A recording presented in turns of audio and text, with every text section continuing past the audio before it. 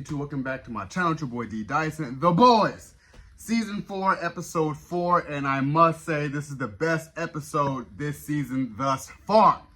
And I will put this episode behind Herogasm because I think that's the greatest episode of The Boys so far, where it was Butcher versus Homelander versus Soldier Boy. But this, where we got to see the maniacal, diabolical aspect of Homelander and seeing that backstory of when he's going into the lab where he was basically brought up in or raised. And man, I was like, we're really going for this. We're really doing this. We're really going for this. I was like, whoa. But before we got there, it was Huey trying to call A-Train to get Compound V for his dad, to keep his dad alive, because basically they were declaring his dad brain dead. So basically he was going to die, and he was like, well, Compound V can basically bring him back. So we saw A-Train sneaking around Homelander's apartment and seeing all the crazy stuff that he has in there, and then he runs across Ashley. And he ran to the bathroom right quick and saw Ashley. Was like, man, you left a floater in there. It was like, really? That's your get back?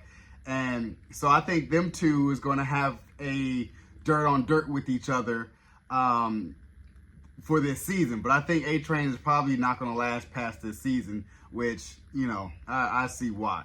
But I like his redemption story of helping Huey and seeing that it's their relationship is basically like, okay, we're square. You know, I've helped you, you know, over time.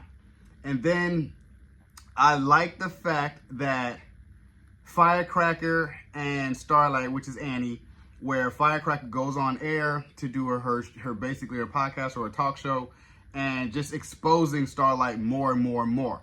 And Butcher comes back to the boys, but you know, it kind of starts out with the episode where you're seeing the bacteria worm going up Butcher's back, going into his brain, and it makes him pass out, and he hits his face on the shower, you know, the shower things.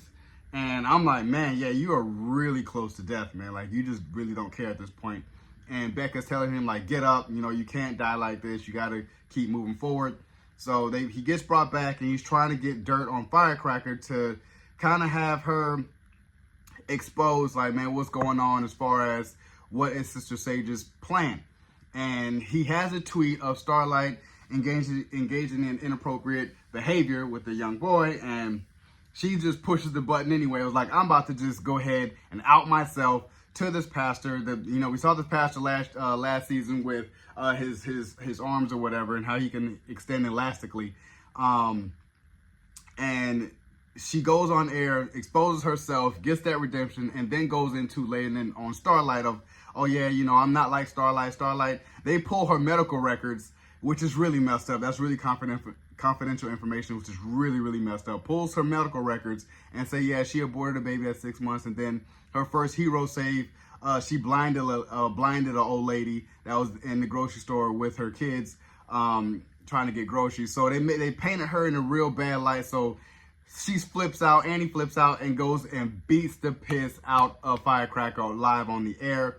And I love how Sister Sage is like, she kind of kills two birds with one stone, because she doesn't like Firecracker, because she knows she's basically a racist. And then she also outs Starlight, so she kills two birds with one stone. And I was just like, man, this girl's maniacally smart, and it's really hard to stop her. And after kind of everyone annexes Starlight out of the deal, she's feeling really bad. And we move over to what happened to Butcher, as far as, you know, he gets into it with the preacher, and he just wakes up and the guy's exploded. So I'm thinking his powers knocks him out, but it just you know, busts everything open as far as the preacher guy. So we move on to that, and then we go over to Homelander, which I believe Homelander, Anthony Starr definitely deserves a Emmy for this. We see he goes into the lab where he was created and brings over a cake, and then he starts from there. As far as you remember, Frank, you know, I can see with X-ray vision, you was shooting paper balls while they torched my skin to see if I can burn. He said it hurt a whole lot. So he's like, you go in there. and he torches his skin, and that's the first death. And I was just like, geez, man, like. And the second one was Marty, when he was like, yeah, remember you used to be like the scat collector guy? He said, now you're like the assistant VP of the whole thing, and made him, man, like jack off in front of everybody. And that was a truly disturbing scene. You just seen the maniacal laughing from Homelander, and was like, do it. If you can't do it, I'm gonna laser it off. And he sure enough lasers right through him, and I'm just like, golly, man. And Rebecca, who's basically the head of the whole thing, came down, was like, would you stop? She was like, yeah, put him out of his misery. And then he just stomps his face and people start throwing up, and I'm like, gosh. So he goes to Rebecca's room and kind of tells her, and I feel like with Homelander, he doesn't kill anybody who isn't afraid of him. So Rebecca really wasn't afraid, at least she didn't show it, but I started realizing that pattern with him. He doesn't kill who's afraid of him.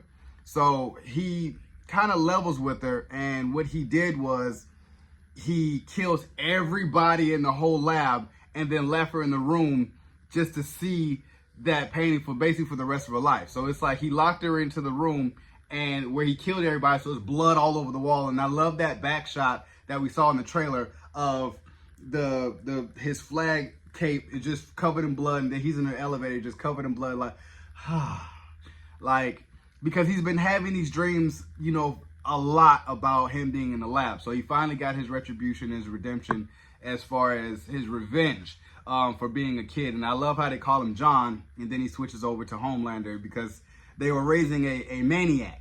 And I'm like, wow. So we kind of ended with there, and I was like, this is a marvelous.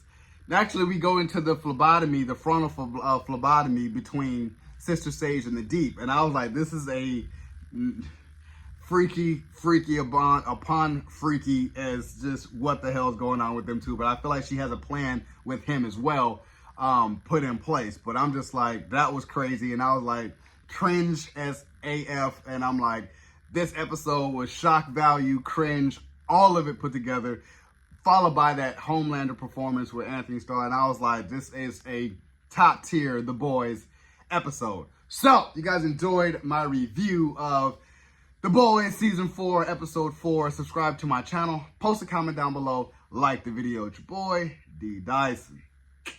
Peace.